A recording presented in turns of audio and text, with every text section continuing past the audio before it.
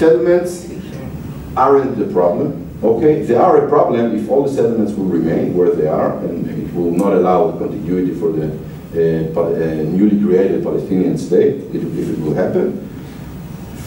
From three reasons, they are not an obstacle. If you will look right now at the map of settlements, and where the settlements are spread, and the amount of settlers who are between 350,000 to 400,000, you will understand that continuity in the Palestinian state is not possible. This is why I think people used to think that it's an obstacle. But take these 400,000 settlers. I see them split to four groups. Okay? One group is the group that we will land swap with the Palestinians, and then there will be annexed to Israel, and there will be Israeli citizens and Israeli people. Okay, so 400,000 minus these lands and settlers that we will swap with the Palestinians. The other part of settlers are those who live there out of pure economic reasons, not ideological. A lot of them are also not right-winger. They just, I cannot afford a house in Jerusalem, as I told you. I'm driving 10, 12 minutes to Gush Etzion or to the West Bank, and I can buy twice as big a house with half of the price, with a garden, with good education, good infrastructures.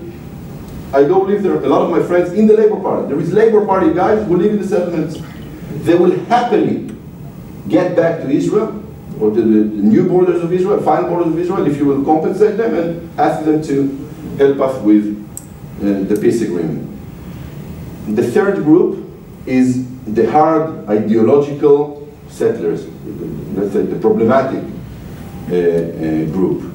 But also they split to two groups. One that will cry and shout and demonstrate, but they will respect the Israeli law and the Israeli army, and will get back to the Israeli borders with non-violent resistance, like happened in the withdrawal from Gaza.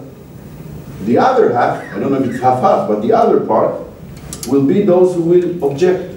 And exactly like happened in Yemen, in Egypt, exactly like happened in the disengagement, the Israeli almighty army that can deal with the Arab world can deal also with them. Not the army, even the police. It will tear our hearts. We tear our hearts in the disengagement, which I objected, by the way. But we will take them home. The fourth group are the Jewish settlers that should be at least offered to stay as citizens in the Palestinian state.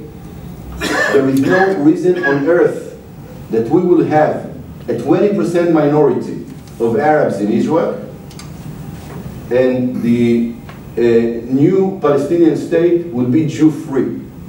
Why? If under peace and under promising their security, we can offer, and we must offer, by the way, as part of the solution, and we must force the Palestinians in the negotiation. We will help you with the entire world and Australia to make sure that it will be a normal country. You will have an army, you will have a justice system, and you will have a Jewish minority. And if there will be settlers, that for them it will be more important to stay on their land, ideologically or economically, they should be offered to stay there as a citizen or as a residents. Okay, they should offer these two options. And you know what? Look what happened in Gaza. We turned away apart all the settlers with their agriculture farms and factories and industry. What they have there can be part of the newly built Palestinian economy. Jewish people